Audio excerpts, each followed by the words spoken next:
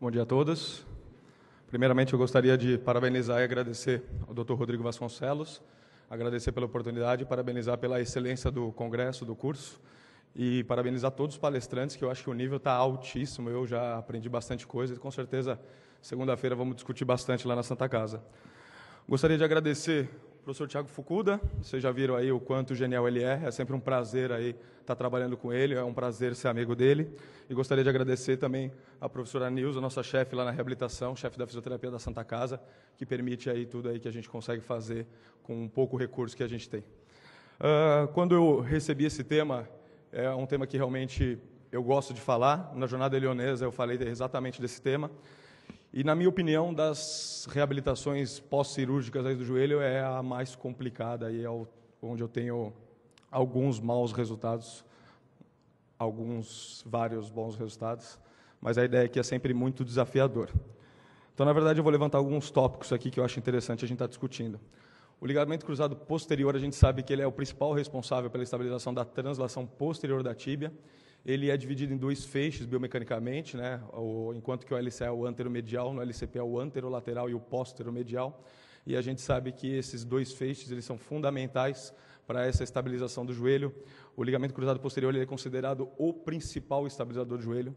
Além da lesão dele dar muita instabilidade, ele agrega uma sobrecarga enorme na articulação femoropatelar. Então, esses pacientes geralmente evoluem para uma osteoartrite precoce, né? E também no compartimento medial do joelho, né? A lesão isolada do ligamento cruzado posterior ela é rara, então geralmente ela está associada. E muitas vezes associada ao canto posterolateral, que compreende todas as estruturas posterolaterais do joelho, mas a gente vale ressaltar, principalmente o colateral fibular, né, o poplíteo fibular, e o tendão do músculo poplíteo, que muitas vezes na literatura a gente vê uma abordagem muito passiva, né? A gente tem que entender que o poplíteo é um músculo, ele é ativo, ele é fundamental para a estabilização e dos movimentos iniciais da flexão do joelho, e naturalmente a gente não pode encarar essa lesão como uma lesão de uma estrutura passiva, e saber como ele foi lesionado, o quanto que ele foi lesionado, como que ele está no pós-operatório, se é que ele está lá, é de fundamental importância aí para a gente abordar bem esse paciente. Então, como eu falei, o LCP é o principal estabilizador do joelho, principalmente na translação posterior e não necessariamente em toda a amplitude de movimento. A gente sabe que o Kant estabiliza a posteriorização mais de 0 a 30 graus do que o próprio LCP e ele ajuda muito na estabilização da extensão do joelho. E vocês veem aí que a lesão dele, é lógico que tem um LCAzinho junto aqui, a lesão dele agrega muita instabilidade ao joelho. O canto posterolateral, a principal função dele aqui é estabilizar a rotação lateral da tíbia, mas é lógico que estresse em varo também, e principalmente a posteriorização na angulação de 0 a 30 graus. Então eu preciso entender bem a função dessas estruturas, para naturalmente, eu no pós-operatório, eu conseguir fazer um protocolo mais direcionado para esse meu paciente. Então, esse é mais ou menos um organograma lá da Santa Casa, como a gente aborda isso. Então, a lesão da LCP, ela tem vários tipos de tratamentos, você tem avulsão, se é uma lesão no interstício, porém, o foco da minha aula é na lesão grau 3 cirúrgica do LCP, lesão isolada, perdão, e também na lesão do LCP associada ao canto posterolateral, que também é uma lesão quase sempre cirúrgica. É fato que a nossa experiência lá na Santa Casa é muito com acidente automobilístico, a maioria dos nossos pacientes são motoqueiros, a gente costuma aqui dizer que eles caem, a gente trata, e naturalmente eles vão lá com o joelho muitas vezes com várias lesões associadas. Eu preciso ter um contato muito interessante com o cirurgião que operou esse paciente, eu saber a técnica que ele usou, o enxerto que ele usou e, principalmente, todas as lesões que ele encontrou no intraoperatório, até nos exames complementares. Naturalmente, eu posso ter toda essa lesão do LCP e do canto, e eu posso ter uma lesão do colateral medial, do colateral tibial medial, se eu não souber disso, eu vou agregar tensão numa fase de cicatrização, muitas vezes ele não é cirúrgico, e muitas vezes lesão de cartilagem é muito interessante eu saber, né? Naturalmente, esses pacientes têm muitas vezes lesão do condral da patela, e aí eu preciso direcionar todo o meu protocolo para isso. Então, eu acho que o grande segredo é você individualizar a reabilitação, conhecendo todo o processo cirúrgico que foi abordado, que foi feito, e todas as lesões mesmo não tratadas, que esse paciente tem. Então, do procedimento cirúrgico, lá na Santa Casa, o enxerto do tendão quadricipital está meio ruim a imagem, o enxerto do tendão quadricipital, né? que eles usam lá. Ele agrega bastante dor no início, morbidade. Como já foi falado, se você tirou o tendão patelar, você precisa se preocupar com a aderência do tendão patelar, da mesma maneira que no tendão quadricipital eu preciso me preocupar com essa aderência. E geralmente lá eles fazem a dupla banda e usam o tendão do semitendíneo. E eu preciso saber que a cirurgia é uma cirurgia extremamente complicada, né? A inserção do LCP ela está inferior à linha articular, né? Onde tem todo o feixe vasto nervoso lá posterior. Então é uma cirurgia muito complicada. Não são todos os cirurgiões que abordam, né? Geralmente tem que ser um cirurgião bem especialista nisso.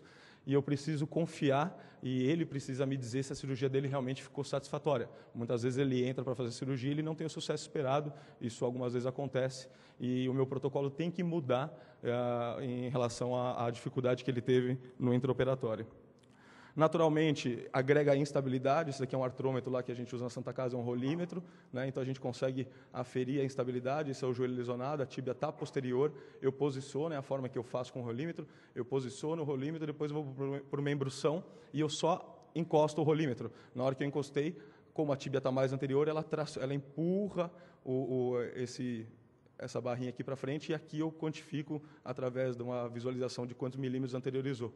Então, naturalmente, se ele tem instabilidade, eu vou agregar um déficit de função para esse paciente, ele não vai ficar muito satisfeito aí, muitas vezes não vai conseguir fazer as atividades dele, e naturalmente ele vai desenvolver uma osteoartrite precoce. Então, eu preciso entender tudo isso na minha reabilitação. E na minha reabilitação, na verdade, o meu maior objetivo, eu preciso saber quais são as forças que eu vou provocar nesse enxerto. Se eu agredir demais, eu posso forçar muito a fixação, eu posso lacear essa cirurgia. E realmente pouco a gente conhece em relação às tensões e principalmente o que os meus exercícios vão provocar nessas estruturas. Então, os protocolos, realmente, eles não têm muito embasamento científico e é isso que nos preocupa. Se você fizer uma breve revisão, uma revisão que eu fiz há algum tempo atrás, você vê que se você quiser usar o brace até a 4ª e 6ª semana, você pode, descarga de peso conforme tolerância ou parcial, ADM você pode ir de 0 a 70 ou você pode ir conforme tolerância, a cadeia cinética aberta para o quadríceps você pode iniciar muito cedo ou você pode postergar muito esse início. Então, se eu buscar literatura, eu fico com uma dúvida enorme na minha cabeça, porque cada um faz de um jeito, e se você for ver os protocolos de reabilitação, eles não têm nenhuma citação embaixo, é pura experiência do fisioterapeuta ou do autor do trabalho, né? Então, eu fico com muita dúvida. E aí a gente vai lá para a literatura, enquanto que o LCA está todo mundo falando em reabilitação acelerada, tem gente tratando com 3 meses, tem aqueles malucos que tratam em 1 mês, né? Na verdade, o Fanelli, né, que é o principal estudioso do LCP, ele pergunta o quanto devagar a gente precisa ir. E, na verdade, ele está cada vez mais devagar. Ele publicou um trabalho agora no final de 2010, mostrando que o protocolo dele está mais lento do que era. Então, é uma tendência da literatura a gente proteger demais as estruturas. E esse é o principal, é o trabalho que eu, com o maior nível de evidência que eu encontrei, é uma série de casos aí de lesão isolada do LCP, e que ele mostra o protocolo dele e ele tem um resultado bem interessante. Então, na verdade, eu não posso permitir a posteriorização da tíbia, a adução do joelho, né, o varo, eu não posso fazer a rotação lateral da tíbia numa fase inicial. Isso vai prejudicar a cicatrização. Eu preciso conhecer as forças no ligamento e aí a literatura realmente não me ajuda muito. E aí conhecer todas as lesões associadas, eu acho que isso é interessante. Então, para eu conhecer as tensões, eu vou procurar um trabalho em vivo. E aí, na verdade, quando a gente pensa no LCA, né, será que o LCP tem a mesma evidência do LCA? Não tem. Se você pegar o grupo desses autores aqui, eles têm várias mensurações para o LCA, né, em exercícios ativos. Ele pega o paciente, faz uma cirurgia de menisco, põe uma célula de carga no LCA, levanta ele da cirurgia e fala, agacha, olha lá, agacha, anda de bicicleta no centro cirúrgico, faz uma cadeia aberta. Então, naturalmente, eu tenho o exercício na minha mão e a tensão na minha mão. Eu sei o que o meu exercício está fazendo em determinada angulação com controle de carga. Já no LCP, isso é muito diferente. Eu consigo achar alguns artigos em vivo, mostrando realmente, através de ressonância, o agachamento, principalmente, é o que eu mais acho, em vários graus, e a gente vê que quanto mais você flete o joelho, mais ele alonga. Então, teoricamente, ele teria mais tensão, né? Então, esse aqui é um trabalho do mesmo grupo que mostra mais ou menos isso. Você passou de 60 graus, ele alonga bastante, mas ele está alongando conforme a flexão vai ocorrendo. Porém, naturalmente, eu tenho que saber que tensão é diferente de comprimento. Se você pega duas cordas, coloca uma do lado da outra e começa a torcer, elas encurtam, né? Duas bandas, só que a tensão aumenta. Então, eu não posso levar em consideração que o aumento do comprimento é aumento de tensão. E aí, naturalmente, eu vou para alguns trabalhos na literatura em cadáver. E aí, esse grupo aqui, até pela Markov, tem bastante trabalho, eles pegam um joelho de cadáver e eles começam a simular exercícios. Então, eles pegam, por exemplo, fazem uma mobilização passiva com uma célula de carga no LCP, eles tracionam o tendão do quadríceps, dos isquiotibiais, eles tracionam o tendão, mantém rotação lateral, mantém rotação medial. Então, ele está simulando o exercício. Ele puxa o tendão do quadríceps e vê o que tem de tensão. Puxa o tendão do isquiotibial e vê o que tem de tensão. Então, talvez seja um dado bem interessante para a gente, o que a gente tem de melhor na literatura para embasar o nosso protocolo. E aí, realmente, o paciente chega para a gente geralmente assim. E aí eu começo a levantar algumas dúvidas. Pô, ele veio de muleta e de brace, né? A gente sabe que no LCA o brace já está abandonado, ele traz até uma piora nos seus resultados, mas no LCP ele chegou de brace. Será que eu tenho que tirar esse brace? Eu vou continuar com esse brace? Então, na verdade, se eu tenho uma lesão isolada do LCP, eu vou usar o brace até essa semana e, se for associado ao canto, eu vou segurar um pouquinho mais. O porquê disso? Porque o medo da posteriorização da tíbia ele é iminente. Tem trabalhos que mostram que, se você for tirar o brace, você precisa anteriorizar a tíbia com a sua mão para a gravidade não posteriorizar. De tanto é o receio que a gente tem das tensões nessa estrutura. Então, o brace, é fato que esse não é o melhor, mas é o que a Santa Casa, que a maioria dos pacientes da Santa Casa consegue adquirir, mas, principalmente, esse brace evita que esse paciente faça a contração do isquiotibial, que vai posteriorizar a tíbia. Então, é fato, se eu tiver um brace muito melhor, eu vou usar, mas não é muito a realidade do nosso serviço. A mobilização patelar, né, todo mundo fala, mas só isso? É tudo isso, né? Muitos médicos falam, não dobra o joelho até a quarta, sexta semana. Se eu não mobilizar a patela, ele não vai dobrar nunca mais, ele não vai fletir esse joelho nunca mais. E eu preciso me preocupar com o enxerto. Se ele tirou o enxerto do quadricipital, a minha mobilização da patela ela tem que ter uma ênfase na inferiorização, né, dela, justamente para eu prevenir as aderências e alterar a cinemática e a cinética da articulação femoropatelar. A carga é uma coisa muito interessante, porque, na verdade, a carga, alguns autores falam que é parcial. Por exemplo, o Fanelli agora está abolindo a carga, né? E a gente vê que, na verdade, se você der carga associada ao canto, você provoca um momento varo no joelho. Na hora que você pôs o seu pé no chão, a tendência do seu joelho é varizar. Se o médico acabou de reconstruir o colateral fibular e o canto posto-lateral, isso vai tensionar de maneira excessiva esse enxerto e você vai ter uma falha, provavelmente, dessa cirurgia. Já no LCP, é uma cadeia cinética fechada, predomínio de contração do quadríceps. Existe tensão no LCP, mas a gente considera ela muito baixa quando a gente compara com as tensões que a gente aplica nos protocolos de LCA. Então, no nosso serviço, nós damos carga parcial até essa semana, porém, se ele associou o canto, a gente tira a carga total desse paciente. E você vai ver que, para tirar o brace, a mãozinha já está aqui anteriorizando, a literatura pede para a gente fazer isso. A extensão eu não posso forçar quando o LCP está reconstruído, né? E o brace em extensão, como eu já disse. Já quando eu associo o ligamento cruzado, o canto posterolateral, né, o médico reconstruiu também, eu preciso entender que eu devo sempre manter um estresse em valgo nessa articulação, justamente para ela não varizar. Então, manualmente, eu vou ganhar DM com um leve valgo de joelho e naturalmente, eu vou segurar um pouquinho esse brace por um tempo maior para eu esperar uma integração um pouco melhor desse ligamento. Isso a gente gosta de fazer muito no serviço, a gente anterioriza a tíbia, e se o LCP está isolado, eu faço uma rotação lateral passiva da perna para eu chegar até 90 graus. O porquê disso? Porque a Markov mostra que, se eu rodar lateral, o canto íntegro, eu tensiono ele segura mais a posteriorização da tíbia, e eu consigo chegar muitas vezes a 90 graus, segundo os trabalhos delas, com menos de 1 kg de tensão no LCP. E isso é bem interessante, comparado às tensões que a gente faz no LCA. Então, naturalmente, quando eu tenho o canto posterolateral, eu não posso fazer essa rotação lateral, só isso eu vou acabar com a cirurgia, e aí, justamente, eu vou ter que ter uma preocupação maior, eu faço muitas vezes em ventral, para a gravidade me ajudar, a mão está aqui, e aí eu vou fletindo, e eu vou brecar essa flexão mais ou menos em 60, 70 graus, durante um período aí de mais ou menos 6 a 8 semanas, é o que a gente preconiza lá no nosso serviço. A extensão também ela tem que ser muito controlada. Se ele está estendendo demais e outro joelho não estende ao meu parâmetro, o Frank Noyes, nos protocolos dele, ele limita até 3 graus de extensão. É uma coisa bem subjetiva, mas a gente usa o lado contralateral para ter uma ideia do que a gente está provocando de estresse. Quando a gente pensa no fortalecimento do quadríceps, a gente sabe que o quadríceps anterioriza a tíbia, então, teoricamente, ele vai proteger o ligamento cruzado posterior.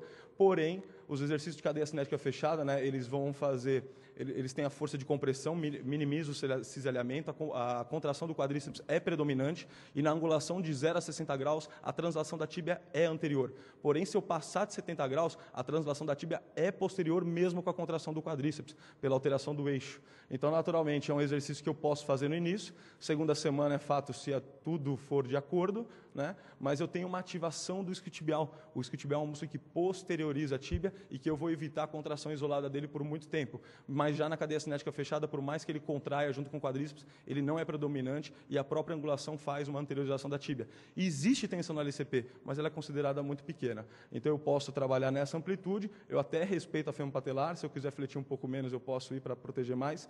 E o leg press é um exercício controlado que eu posso utilizar com mais segurança nessa fase inicial, desenvolver o controle motor, toda aquela história que a gente já conhece. Porém, se a lesão for associada ao canto postolateral, eu não posso fazer cadeia cinética fechada, porque o momento é varo, eu vou tensionar as estruturas e eu vou prejudicar essa fase aí importante aí do protocolo inicial de tratamento. A cadeia cinética aberta para o quadríceps, ela é predomínio do quadríceps, a gente sabe disso, né? Eu vou fazer tanto na lesão isolada quanto combinada. Eu posso começar o quanto antes, é fato que eu preciso ver se o paciente tem todas as condições para isso a gente não precisa nem falar. A eletroestimulação é fundamental, não existe a gente mais tratar joelho sem eletroestimulação, não existe, a gente tem diversas doenças mostrando inibição, né? Eu tenho pouca atenção de 0 a 70, só que se eu fizer 0 a 70 em cadeia aberta, eu vou esquecer da articulação fêmur-patelar.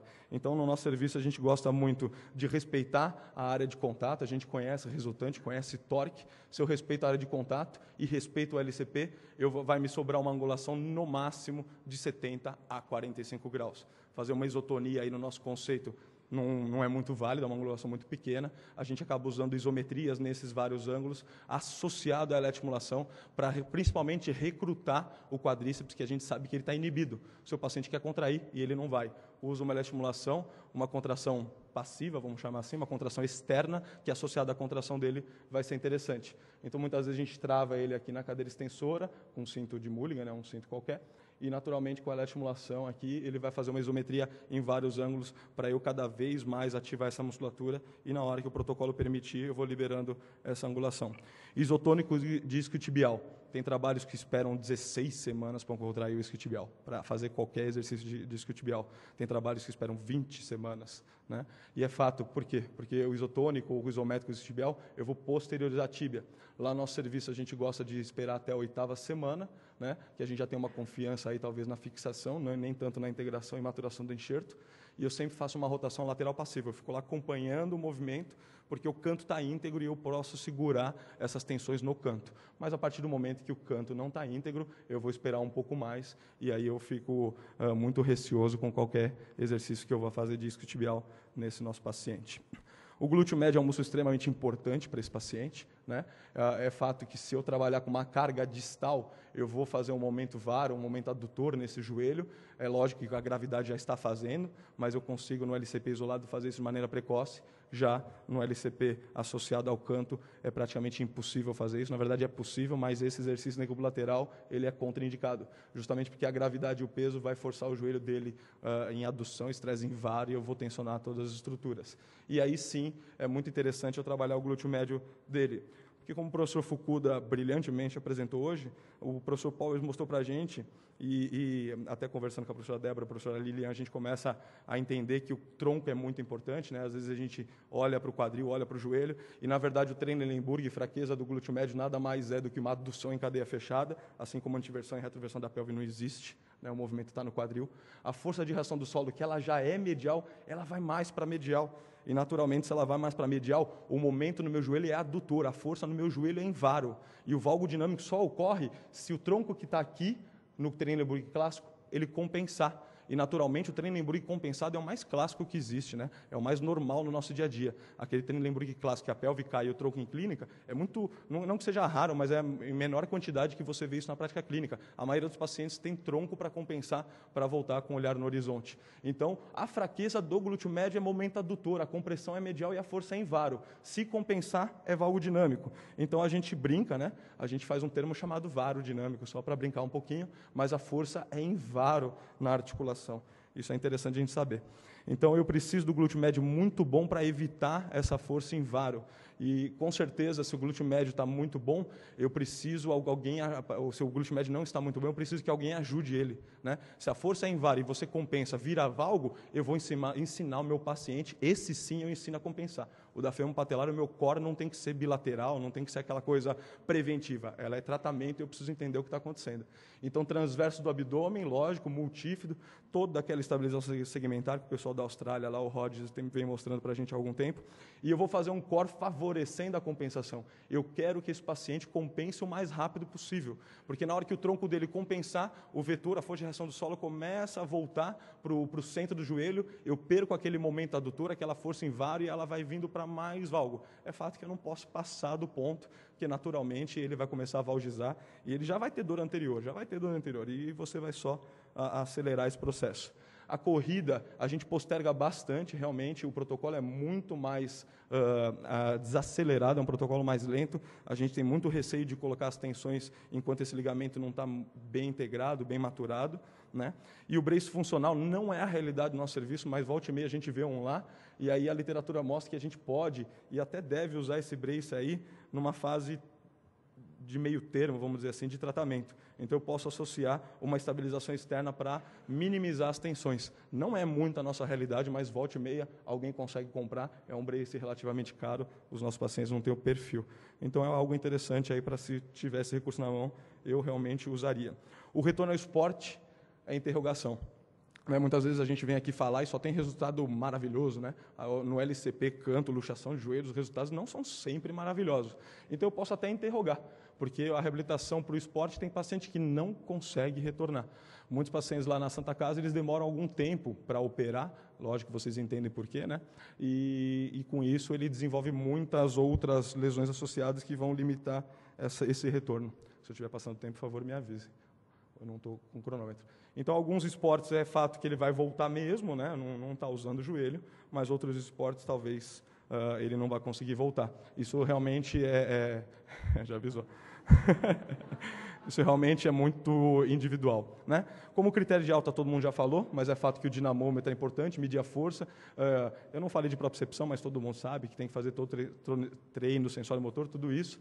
E aí, os testes funcionais, todo mundo já falou, já teve tema sobre isso, eu coloquei só algumas imagens aqui, o dinamômetro de mão lá.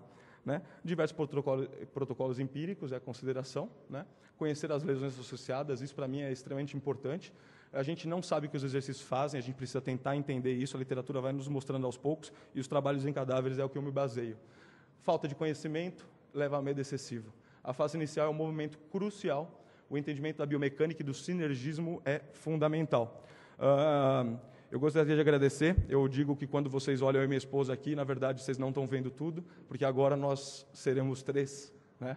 Então eu não sei se é menino ainda, menina, mas eu sei que vai ser um São Paulino, né? Não aplaudam ainda, muito obrigado, muito obrigado.